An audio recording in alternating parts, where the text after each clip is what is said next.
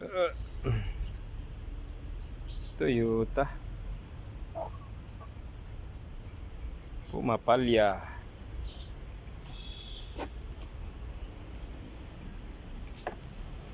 Pinasok ng tubig. Kailangan ko papalit ng gasket. Ito ang mga spark plug niya. Yan na ano ng tubig.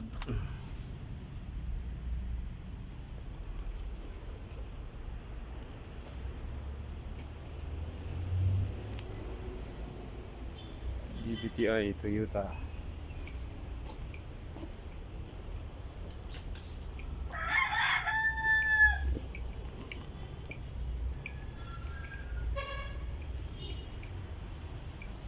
Toyota Corolla Altis.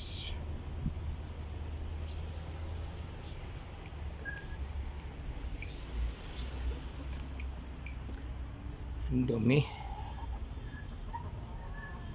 Palyado. Ang dumi. Grabe oh. Pinasok ko ng ano yung pan. Tubig.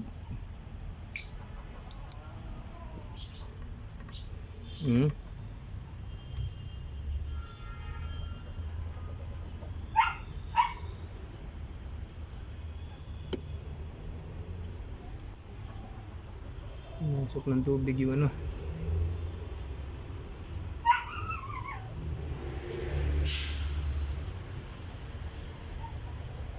Pinasok ng tubig. Nako.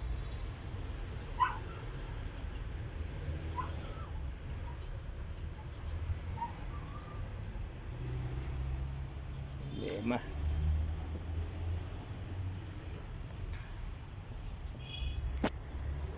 Kaya kailangan maayos to ngayon.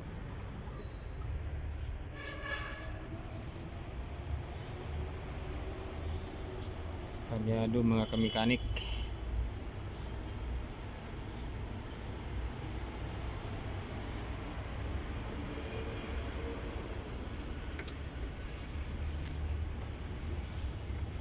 Ilinis muna.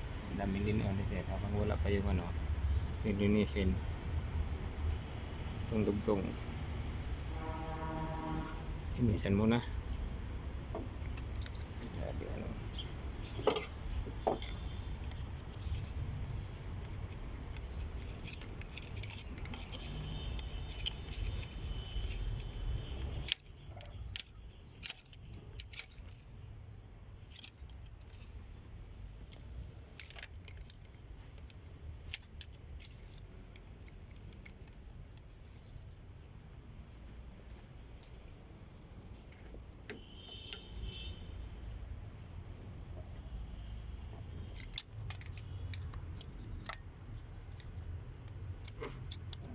Suwin na rin ito.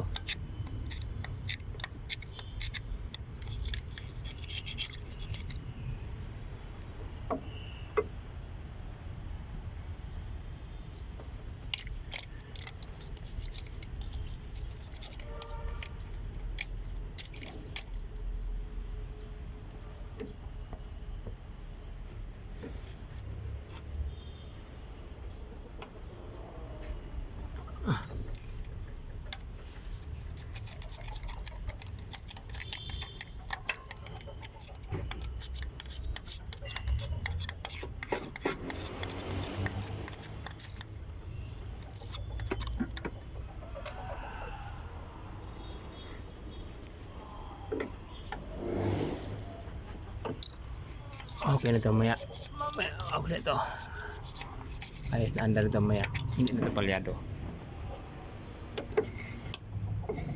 Sayang ako.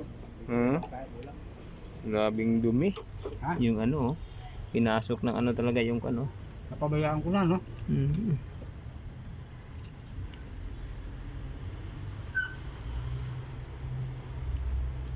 Hiniram din kasi ng kapatid ko to eh. Ganun. Ayan, pag wala akong pakialam sa sasakyan, magulo ko na. Ayaw kang... Linisin mo natin kasi Kailangan malinis siya. Tol, may ginagamit ka naman sa sakyan dyan, pero mo na siya, puta, pinahirap mo. Galing din Saudi yun. Galing Saudi din siya. Anong ano dyan Saudi?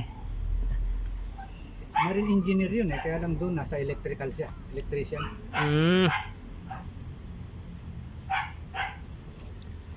Maganda man Saudi dati. Ayun, nandiyan na, hindi na bumalik. Dati yung kumpanya ko dati, kasi ano yun eh, dati sa Alyami ako. Magandang ano din, tapos umalis ako doon sa Alyami kasi sabi ko, hindi na ako sisikat dito. Mayroon ng sikat eh, Pilipino din eh. Yung ko kailan hanap ako ng kumpanya na walang Pilipinong mekaniko. Kasi mahirap kompetisyahin pagka Pilipino eh. Magkaroon lang kayo ng ano eh. Yung ko sabi niya, ba't mag-resign ka Pet? Sabi sa akin. Sabi ko, hindi. Hanap ako ng ibang kumpanya na walang ano, yung Walang kompetensya. kasi mahirap Chip eh. Andito ka na Chip eh. Tawa siya. Kaya sabi ko, pag makalipat ako ng ibang kumpanya, puntahan niyo ako doon. Ayun, nakalipat ako ibang kumpanya. Muntala sa Tabok ako na-assign. Layo yun, Tabok. Pero napakagandang climate doon. Malamig. Pinupuntahan nila ako doon. Kasi nagkataon din na may project ang kumpanya namin dati sa yung Alyami na inalisan ko. May project doon sa RR. So yun, pupunta ka siya din ang ano, siya ang site mechanic. Siya sa yard kasi siya, lahat na may mga problema sa site bago na magpadala ng mga ano, chine-check mo na niya yun. Magaling din yun si ano, si Walter taga Isabela yun. Magaling din. Yan ang nagturo sa akin nung una bulldozer. Wala akong alam bulldozer nung una eh. Malalaki. Wala akong alam nung una kasi nga ang ginagawa ko lang dito eh, alam mo sa atin porque forklift lang dito eh. Mga jeep ganun, truck. Sabi sa akin, mekaniko ka naman. Pag mekaniko ka, mga 1 buwan, 2 buwan ka lang ano sa ano, kayang-kaya mo na yan. So, wala pang 2 buwan. Pinadala na ako sa site. Ayun. Kaya sabi kasi ng ano, ng Saudi, Pilipino, iba ang utak ng Pilipino eh. Kaya sa ibang lahi eh. Ayun, ako naman ang pinadala sa site.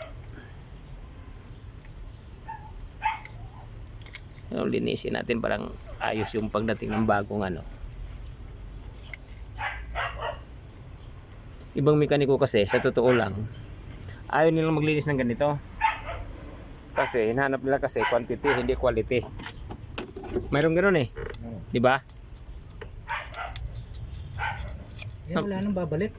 Ha? Pagka ganong quantity ang gawa mo, Walang kwenta wala yun. nang babalik. Hindi ka na babalikan. Kaya kalamitan nga. Hindi ka na may re-recommenda eh. Kaya si Bro Mermena talagang Bro, Hindi ka re-recommenda. bro, sakyan ko. Yung sige, punta natin eh. Kaya may trabaho ako dyan. Pag kailangan niya ako, paalam ko sa engineer ko. Engineer, punta ko muna ng kaibigan ko. Sige, sige, sabi niya. Wala naman tayo ganun gawa ngayon.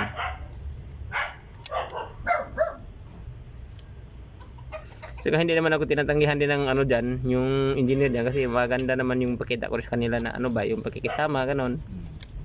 Iba kasi dyan, pag medyo tumagal na, medyo yung ulo na matigas na din. Ako iba. Kahit na minsan nga kumakain ako sa may ano na yung tawag nitong gabi na, may biglang tumawag sa group. Hinayaan ko lang yan pag wala maya banggitin na yung pangalan ko. Kuya Pete, baka pwede puntahan mo ko dito. Kung saan ka? Tirik ako eh. Sige, punta ako dyan. Gabi na yon. Kasi may motor eh, no? Oo. Kaya tuwan-tuwa sa akin yung ano, yung engineer. Buti pa si Pete eh. Madali nung nahin eh. Hindi ko ikasamahan yan engineer eh. Mga kasama sa trabaho. Huwag mong pabayaan kasi kasamahan natin yan. Huwag mong tiisin na. Porket of duty ka na eh. Titiisin mo. Hindi. Lalo na binanggit pangalan ko kako eh. Binanggit yung pangalan ko. Kuya Pete, puntahan mo ko dito. Kung ano bandala mo? Yung service natin na FX, tumerik ako. O sige, ano, kailangan ba? Anong nangyari? Sabi niya, ano, butas yung radiator ata. Kailangan hilahin yan. Punta ko sa motorpool, kuha ako ng service. Dala ko motor ko, iniwan ko sa motorpool. O sige, hilahin kita dyan. Kaya tinanong kita kung anong problema kasi hindi pwede pandarin yan. Yun, hila.